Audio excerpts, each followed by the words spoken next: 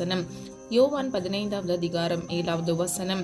நீங்கள் என்னிலும் என் வார்த்தைகள் உங்களிலும் நிலைத்திருந்தால் நீங்கள் கேட்டுக்கொள்வது எதுவோ அது உங்களுக்கு செய்யப்படும். ஹல்லேலூயா.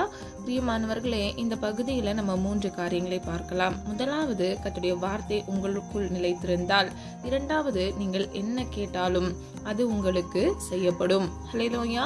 பிரியமானவர்களே, முதலாவது நீங்கள் நிலைத்திருக்க வேண்டும். இரண்டாவது, உங்களுடைய விண்ணப்பங்களை கர்த்தருடைய சமூகத்துல நீங்க ஏறெடுக்க வேண்டும். மூன்றாவது, அது உங்களுக்கு கொடுக்கப்படுகிறது, செய்யப்படுகிறது. ஹல்லேலூயா. பிரியமானவர்களே, கர்த்தருடைய கட்டளைகளையும் கற்பனைகளையும் நாம் கை கொள்ளும் பொழுது நாம் அவரிடத்தில் நிலைத்து நிற்கிறவர்களாய் இருக்கிறோம்.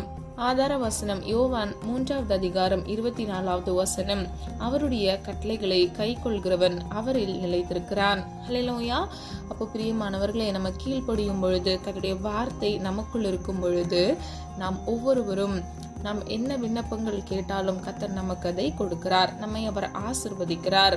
யோவான் 15வது அதிகாரம் 4 முதல் 6வது வசனம். என்னில் நிலைத்திருங்கள், நானும் உங்களில் நிலைத்திருப்பேன். கொடியானது திராட்சை செடியில் நிலைத்திராவிட்டால் அது தானாய் கனி கொடுக்க மாட்டாதது போல நீங்களும் என்னில் நிலைத்திராவிட்டால் கனி கொடுக்க மாட்டீர்கள். ஹல்லேலூயா. பிரியமானவர்களே, நாம் ஒவ்வொருவரும் கனி உள்ள வாழ்க்கை வாழ வேண்டும். நாம் கனி கொடுக்கிறவர்களாய் இருக்க வேண்டும். பிறரிடம் அன்பு செலுத்துகிறவர்களாய் இருக்க வேண்டும். பிரதான கற்பனையில் ஒன்று அன்பு. முழு வேதாகமத்திலும் கற்பனையானது அன்பில் நிறைவேறுகிறது. இன்றைக்கு பிரியமானவர்களே, உங்க வாழ்க்கையில கர்த்தருடைய சமூகத்துல நிலைத்து நில்லுங்க. கர்த்தருடைய வார்த்தைகளுக்கு கீழ்ப்படியுங்க. கொடியானது திராட்சை செடியில் நிலைத்திராவிட்டால் அது கனி கொடுக்க மாட்டாதது போல நீங்கள் கர்த்தருக்குள் நீங்கள் நிலைத்திராவிட்டால் உங்கள் வாழ்க்கையில் நீங்கள் கனி கொடுக்க முடியாது. பிரியமானவர்களே, கனி உள்ள வாழ்க்கையை பிதாவாகிய தேவன் விரும்புகிறார். கீழ்ப்படிய வேண்டும். கற்பனைகளையும் கட்டளைகளுக்கும் கை கொள்ளும் பொழுது நாம் கேட்கிற எதுவோ அது நமக்கு செய்யப்படுகிறது. கர்த்தருடைய சமூகத்தில் நீங்கள் விண்ணப்பங்களை ஏறெடுக்கும் பொழுது அந்த ஜெபமானது கேட்கப்பட்டு உங்களுக்கு ஆசீர்வாதத்தையும் நன்மையும் கொண்டு வருகிறது. ஹல்லேலூயா. நம்ம எல்லாரும் ஒரு மனதான் இணைந்து ஜெபிப்போமா?